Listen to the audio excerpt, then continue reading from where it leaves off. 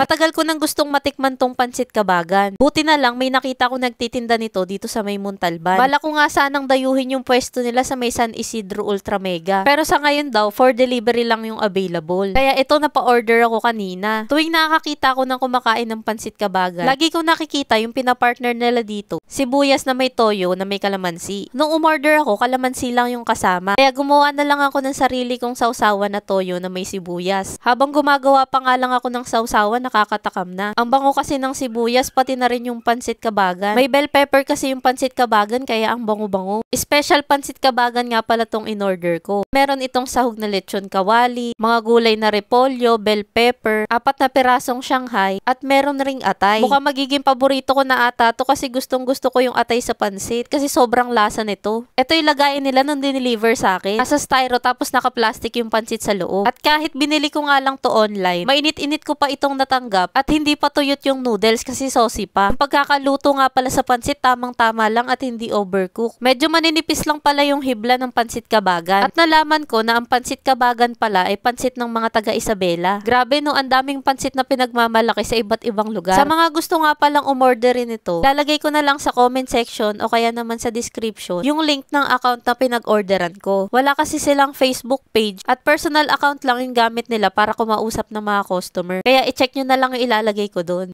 Nasarapan ako sa pansit kabagan nila kasi lasang-lasa yung atay sa pansit. Plus, sasabayan mo pa nitong sausawan na may toyo mansi na may sibuyas. Grabe, sobrang lasa nitong pansit. At napakasarap lalo na't sasabayan mo ng iba't ibang toppings kagaya ng lechon kawali, atay, Shanghai at mga gulay. Panalong merienda to guys. Yung regular order nitong pansit kabagan, 290 pesos. At itong in-order ko na special pansit kabagan, 320. At kapag yung super special naman, 360 pesos. Good for sharing naman tong pansit kabagan nila at marami yung serving. Pwede ito ng pandalawa hanggang 3 tao. Gustuhan ko nga rin pala yung pagkakaluto nila sa gulay kasi half cook lang. Pakinggan nyo to, ang lutong pa.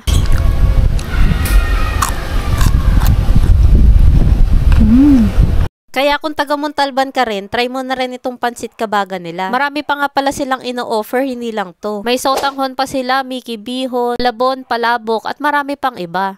Guys, nag-e-explore nga pala ako dito ng masarap na kainan dito sa may Montalban. Marami-rami na nga rin ako napuntahan. Pwede nyong i-check sa aking Facebook page. At kung may marerecommend kayo, lagay nyo lang sa comment section para yun naman yung next naming dadayuhin. At para updated pa kayo sa mga sulit na food trip dito sa may Montalban, huwag nyong kalimutang i-follow ang aking mga social media accounts.